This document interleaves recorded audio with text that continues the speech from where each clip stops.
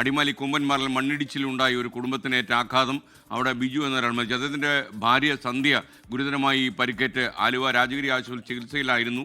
അപ്പോൾ കോൺക്രീറ്റ് പാളികളാണ് ഇവരുടെ രണ്ടുപേരുടെയും ദേഹത്തേക്ക് വീണത്.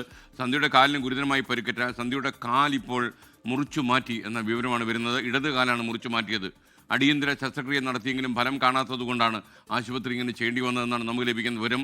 നിതിൻ അംബുജൻ ഈ സങ്കടകരമായ വാർത്ത അപ്ഡേറ്റ് ചെയ്യും കൊച്ചിയിൽ നിന്ന്. Nitin, good morning. വളരെ സങ്കടമായിപ്പോയി. കാര്യം ഈ ദേശീയപാത അതോറിറ്റിയൊക്കെ പലതും പറഞ്ഞ് കൈകഴിയാൻ ശ്രമിക്കുമ്പോഴും ഒരു ഒരു ഒരു കുടുംബത്തിൻ്റെ ജീവിതമാണ് തകർന്നു പോയിരിക്കുന്നത്. പറയൂ.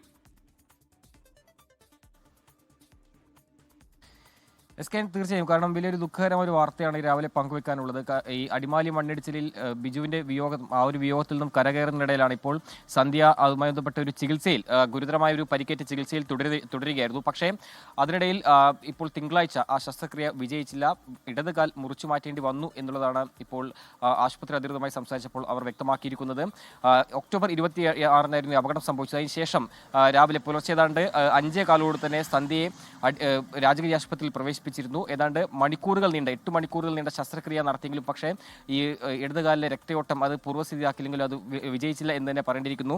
കാരണം വലതുകാലിലും ഇടതുകാലിലും ചതഞ്ഞാർന്ന നിലയിലായിരുന്നു ആശുപത്രിയിൽ എത്തിയത്. പക്ഷേ വലതുകാലിലെ രക്തയോട്ടം അത് പൂർവ്വസ്ഥിതിയിലാക്കാൻ ഡോക്ടേഴ്സിന് കഴിഞ്ഞിരുന്നു. എന്നാൽ ഇടതുകാലിലെ പരിക്ക് ഗുരുതരമാണെന്ന് ഡോക്ടേഴ്സ് വ്യക്തമാക്കിയിരുന്നു. അങ്ങനെ 8 മണിക്കൂർ നീണ്ട ശസ്ത്രക്രിയ നടത്തി. Ortho, plastic surgery, general surgery, anaesthesia വിഭാഗങ്ങളിലെ ഡോക്ടർമാരുടെ നേതൃത്വത്തിലായിരുന്നു അന്ന് ശസ്ത്രക്രിയ നടത്തിയത്.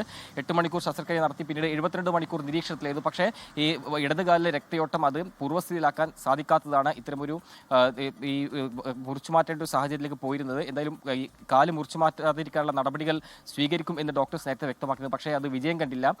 ഇപ്പോൾ ഈ തിങ്കളാഴ്ചയാണ് ഈ ഇടതുകാൽ മുറിച്ചു മാറ്റേണ്ട ഒരു അവസ്ഥ വന്നത്. നിലവിൽ ഇപ്പോൾ ഡോക്ടേഴ്സിന്റെ നിരീക്ഷണത്തിലാണ് സന്ധ്യയുള്ളത്. എന്തായാലും ആശുപത്രി അധികൃതർ ബന്ധപ്പെട്ട് ഈ കഴിഞ്ഞ മണിക്കൂറുകളിലാണ് ഇങ്ങനെ വലതുകാൽ മുറിച്ചു മാറ്റി വെക്കേണ്ട ഒരു സാഹചര്യമുണ്ട് എന്നുള്ളത് ഇപ്പോൾ സ്ഥിരീകരിച്ചത്. ഇടതുകാൽ മുറിച്ചു മാറ്റേണ്ട സാഹചര്യമുണ്ടെന്ന് ഇപ്പോൾ സ്ഥിരീകരിച്ചിരിക്കുന്നത്. എന്തായാലും സന്ധ്യ ഇപ്പോൾ ആശുപത്രിയിൽ ചികിത്സയിൽ തുടരുകയാണ്. ലോകത്തെവിടെയായാലും ഏത് സമയത്തും 24 വാർത്തകളും ഓഗ്മെന്റഡ് റിയാലിറ്റി പാക്കേജുകളും എക്സ്പ്ലെയിനറുകളും വിശദമായി കാണാൻ ഞങ്ങളുടെ യൂട്യൂബ് ചാനൽ നിങ്ങൾക്ക് സബ്സ്ക്രൈബ് ചെയ്യാം.